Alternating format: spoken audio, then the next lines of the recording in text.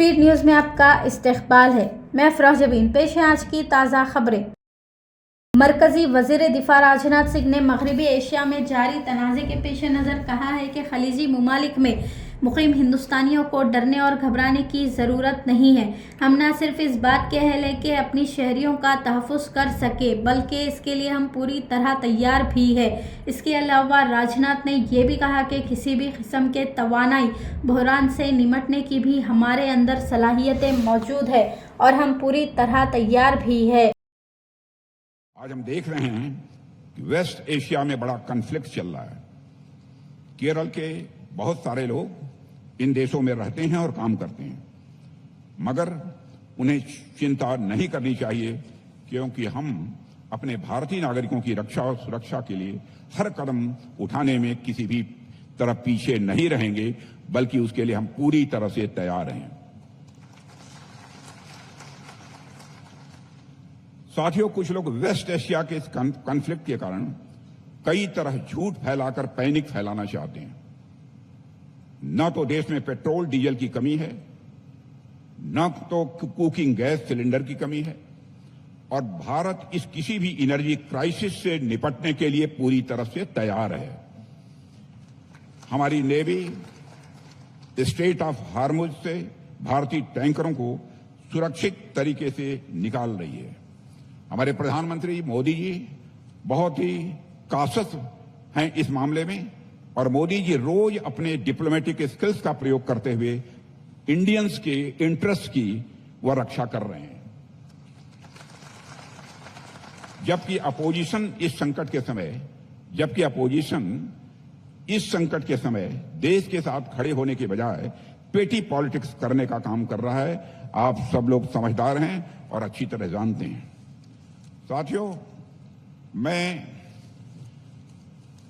बताना चाहूंगा कि आज वेस्ट एशिया में जिस तरह की परिस्थितियां हैं, उससे आप सब कमोबेश परिचित हैं। और वेस्ट एशिया में जो कॉन्फ्लिक्ट चल रहा है वह कोई साधारण नहीं है, बहुत ही गंभीर है। हमारे केरल के काफी लोग वेस्ट एशियन कंट्रीज में रहते हैं, लेकिन हमारी सरकार ने हालात पर पूरी तरह से अपनी पैनी नजर बनाकर रखी है। And we are closely monitoring the situation, and we are prepared to face any situation. साथियों, प्रधानमंत्री श्री नरेंद्र मोदी सीसीएस की बैठकों के माध्यम से लगातार सरकार को एक्शन प्लान बनाने के लिए जो आवश्यक डायरेक्शंस हो सकते हैं, आवश्यक डायरेक्शंस वह दे रहे हैं।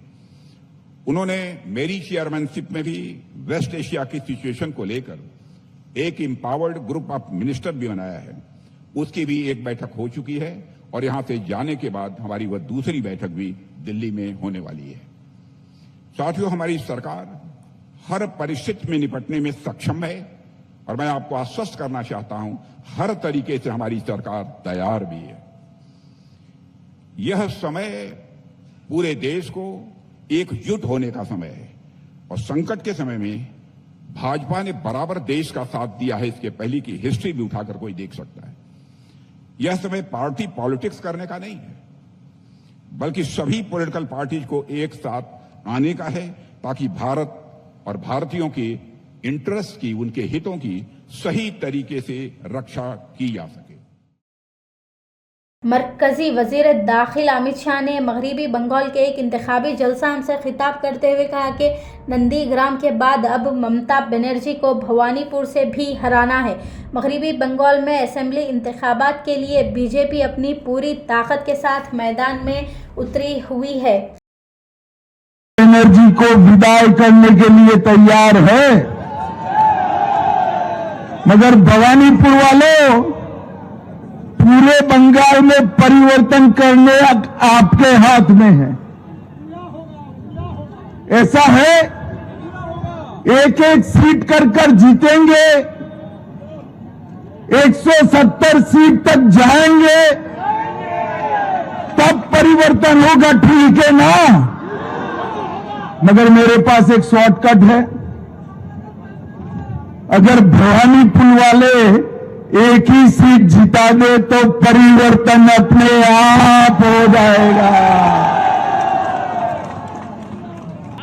मैंने शुभेंदु दा को कहा था कि सिर्फ नंदीग्राम नहीं, ममता के घर में जाकर उसको हराना है। और इनका रिकॉर्ड है, गत चुनाव में ममता बंगाल में सरकार तो बना पाई थी, मगर ममता दीदी नंदीग्राम में शुभेंदु दा के सामने चुनाव हार गई थी। इस बार ममता जी पूरे बंगाल में भी हारेगी और भवानीपुर में भी हारेगी।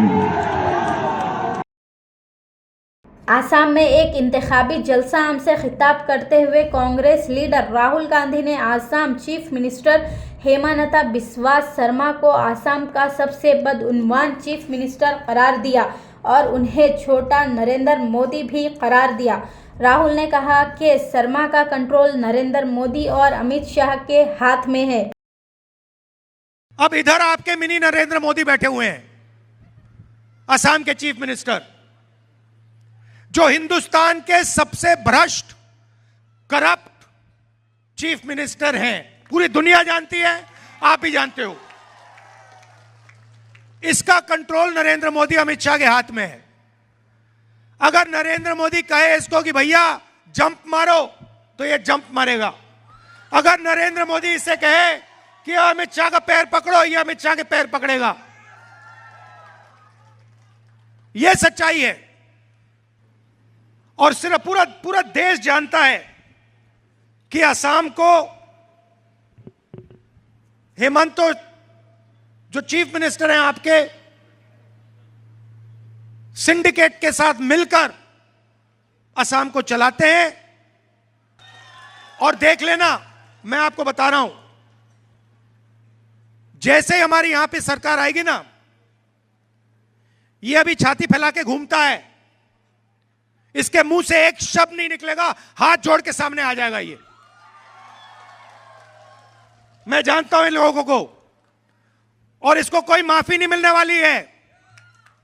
यह बात याद रख लीजिए, हेमंत शर्मा के खिलाफ कार्रवाई होगी और यह जो इसने भ्रष्टाचार किया है, इसका नतीजा इसको भुगतना पड़ेगा। मैं आपको बता रहा हूं कि कांग्रेस पार्टी इसको छोड़ने वाली नहीं है। इसमें जो घमंड है, ये 2 मिनट में निकल जाएगा जिस दिन इसकी सरकार चली जाएगी। रियासत भर में होने वाले ग्राम सभा के तनाजुर में चीफ मिनिस्टर रेवंत रेड्डी ने रियासत की अवाम के नाम एक पैगाम अरसाल किया है। चीफ मिनिस्टर रेवंत रेड्डी का कहना है कि तेलंगाना में अवामी हुकूमत की तश्कील के 2 साल 3 माह हो गए हैं और हुकूमत ने साबिका हुकूमत की गलतियों, रियासत को दरपेश माशी चैलेंजों और फलाह व बहबूद के तरक्की पर समझौता किए बगैर काम किया है। रेवंत रेड्डी ने इस मौके पर 99 दिनों में हालात में सुधार, देही सतह से रियासती सतह तक सरकारी दफातर के कामों में तेज़ी, फाइलों पर तेज़ी के साथ काम और बदउनवानी से पाक इंतजामिया हुकूमत तेलंगाना का हदफ है। रुकन कानून साज कौंसिल और BRS party leader L Ramana ने चीफ मिनिस्टर रेवंत रेड्डी पर इल्ज़ाम लगाया कि रियासत तेलंगाना का पैसा वो केरला के इंतखाबात में लुटा रहे हैं। रमना ने कहा कि खुद को किसानों का भाई कहने वाले रेवंत रेड्डी तेलंगाना में किसानों की बदहाली के जिम्मेदार है। एल रमना ने तेलंगाना के टेक्सटाइल इंडस्ट्री को इंश्योरेंस के नाम पर धोखा देने का मोरद इल्ज़ाम भी ठहराया और हुकूमत तेलंगाना से हैंडलूम वर्कर्स से किए गए वादों को पूरा करने का भी मुतालबा किया है। స్వాతంత్రానంతరం చట్టసభల పనితీరు చూసినాం. దేశంలో వివిధ రాష్ట్రాల్లో కానీ గతంలో కానీ ప్రభుత్వాలు శాసనసభను సదనమైనటువంటి తీరుకు నేడు జరుగుతున్న తీరుకు చూస్తే కేవలం పెద్దలు మధుసూదనాచారి గారు చెప్పినట్టుగా సాంకేతికంగా నిర్వహించాలి గనక అంతవరకే నిర్వహిస్తామనేటువంటి భావన ఈరోజు కాంగ్రెస్ పార్టీలో కనబడుతున్నది. ఇది ప్రజాస్వామ్యానికి మంచిదిగా అని చెప్పని కూడా మనవి చేస్తూ, తీసుకున్నటువంటి ప్రధాన అంశాలలో వ్యవసాయ పరంగా పెద్దలు కేసీఆర్ గారు ప్రవేశపెట్టినటువంటి రైతు బంధు ఈ 28 నెలల కాంగ్రెస్ పాలనలో దాదాపు 6 సార్లు ఇవ్వాల్సిన అవసరం ఉండే. కేవలం 3 సార్లు మాత్రమే ఇచ్చి పెంచుతానడానికి అనుగుణంగా రైతు బంధు పెంచకుండా 3 దఫాలు ఎగ్గొట్టినటువంటి కాంగ్రెస్ ప్రభుత్వం ఇక్కడ వేసినటువంటి రైతాంగ దూరం సరిపోతులే అని చెప్పని ఇతర రాష్ట్రాల్లోకి ప్రచారంకి వెళ్తారు. తెలంగాణలో మేము ఏదో పొడిచినాం, మేమేదో మంచి చేసినాం అనే విధంగా. అంటే ఈ విధంగా కాంగ్రెస్ ప్రభుత్వ పరిపాలన చేస్తూ ఇక్కడ నిధులను వివిధ రాష్ట్రాల్లో జరుగుతున్నటువంటి ఎన్నికలలో పెద్ద ఎత్తున ప్రచారానికి పబ్లిసిటీ ఖర్చులు కోట్లాది రూపాయలు ఖర్చు పెడుతున్న విషయం ఇది తెలంగాణ రాష్ట్ర ప్రజల యొక్క పన్నులనే విషయం కూడా అర్థం చేసుకోవాలా.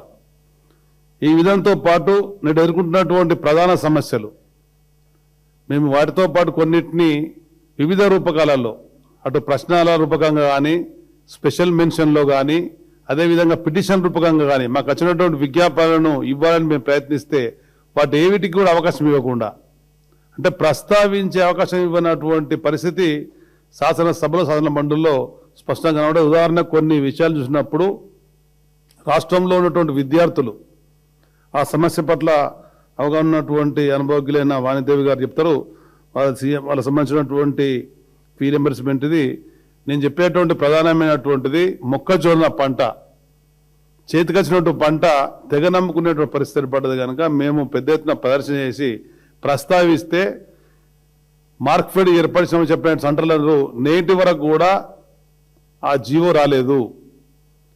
ప్రభుత్వం మార్కెట్ సెంటర్ ఏర్పాటు చేయమని చెప్పని జీవో ఇవ్వకపోవడం వల్ల అది పూర్తి స్థాయిలో ఏర్పాటు కావడం లేని విషయం ఈ ప్రభుత్వం అర్థం చేసుకోవాలని చెప్పని వెంటనే చర్యలు చేపట్టి జీవో ఇవ్వాలని ప్రభుత్వాన్ని డిమాండ్ చేస్తున్నాం. ఎలక్ట్రిసిటీ బిల్స్ ను ప్రభుత్వం విడుదల అవసరం ఉంది. వీటన్నిటినీ ముఖ్యమంత్రి గారు మంత్రి ఆ బడ్జెట్ లో ఉన్నటువంటి గతంలో దానికి అనుగుణంగా బడ్జెట్ కేటాయింపులు చేయాలా, వీటన్నిటిని ఆర్డర్లు ఇవ్వాలని చెప్పని సందర్భంగా కూడా వారిని కోరుతూ, ఒకవేళ ప్రభుత్వం ముందుకొచ్చి నిర్ణయం చేసి ఆర్డర్లను కొనసాగించకపోతే రాష్ట్రంలో ఉండేటువంటి చేనేత కార్మికులు, పారిశ్రామికుల ద్వారా పెద్ద ఎత్తున ఉద్యమం చేస్తాం, పోరాటం చేస్తాం. ఇవన్నీ కూడా అమలయ్యేంత వరకు ఈ ప్రభుత్వాన్ని వదిలిపెట్టలేని సందర్భంగా తెలియజేస్తున్నా. चार मीनार और उसके अतराफ व अखनाफ के इलाकों में हनुमान जयंती के मौके पर निकाले जाने वाली रैली के पेश नज़र सख्त चौकसी इख्तियार की। पुलिस ने जुलूस के रास्तों पर आने वाले तमाम मजहबी मुकामात जैसे मसाजिद, दरगाहें, छिल्ले और झंडों पर एहतियात के तौर पर कपड़ा बांध दिया था। पुलिस की सख्त चौकसी में पुराने शहर के लाल दरवाजे से हनुमान जयंती के मौके पर एक जुलूस निकाला गया। ये जुलूस चार मीनार से होते हुए गुलजार हाउस, मदीना सर्कल से रवाना हुआ। इसके अलावा शोभा यात्रा करमन घाट, चंपापेट, IAS सदन और सईदाबाद से भी निकाली गई, जिसमें हजारों लोगों ने शिरकत की। स्पीड न्यूज़ का सिलसिला यहीं पर ख़त्म होता है। अफरा जबीन और स्पीड न्यूज़ की सारी टीम को दें इजाज़त। खुदा हाफिज़।